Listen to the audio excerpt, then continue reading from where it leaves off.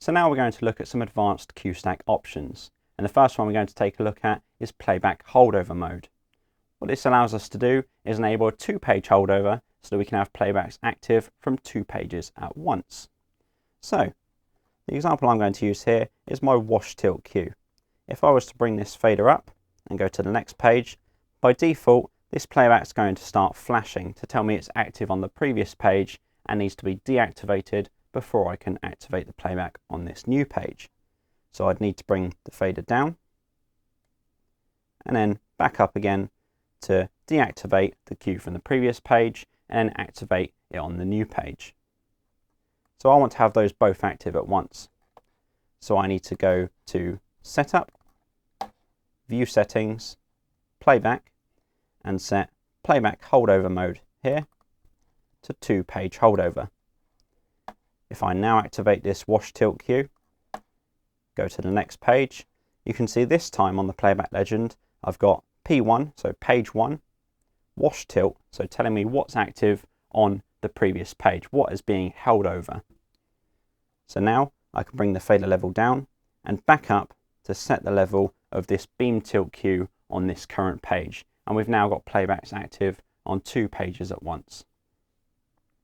If I want to release any held over playbacks, I can hold down Alt and press release, and this just releases any held over playbacks. So I've still got that beam tilt cue active from this current page, but the wash tilt from the previous page has been released. So that's 2-page holdover, and now we're going to have a look at Playback Priority.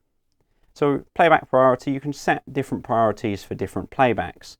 So I can have the priority of one playback above the other, so that if I've got the same fixtures on the different playbacks, I can set the priority so that one will take higher priority over the other.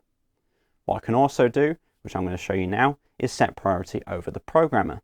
So by default in MagicQ, the programmer takes priority over the playbacks. I'm going to set it so that the playbacks have higher priority than the programmer.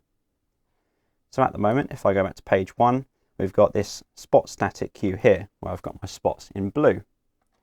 By default, if I was to go and select those spots and locate them in the programmer, maybe set a color, all that information is going to take priority over what's on the playback.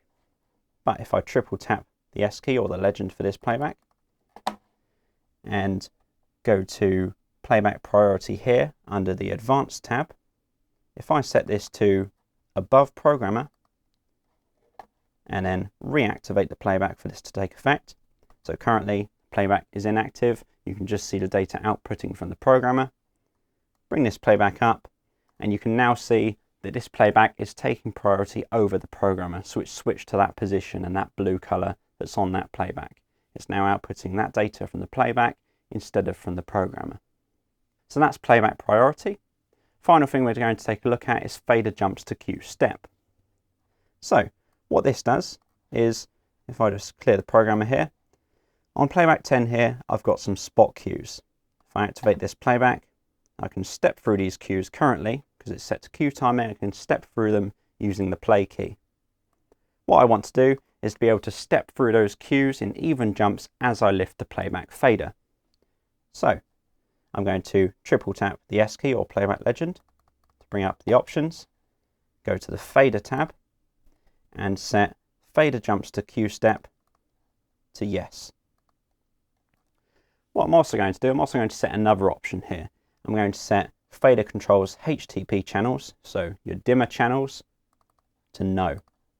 The reason I'm doing that is I want my intensity to jump on as soon as I start lifting the playback fader, so that we can easily see the effect of this fader jumps to cue step option.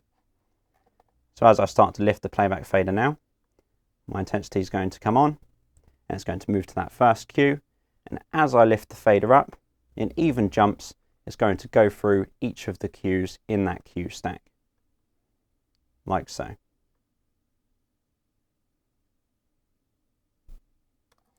So that's the fader jumps to cue step option, and that's a few cue stack options that are really useful through the use of MagicQ.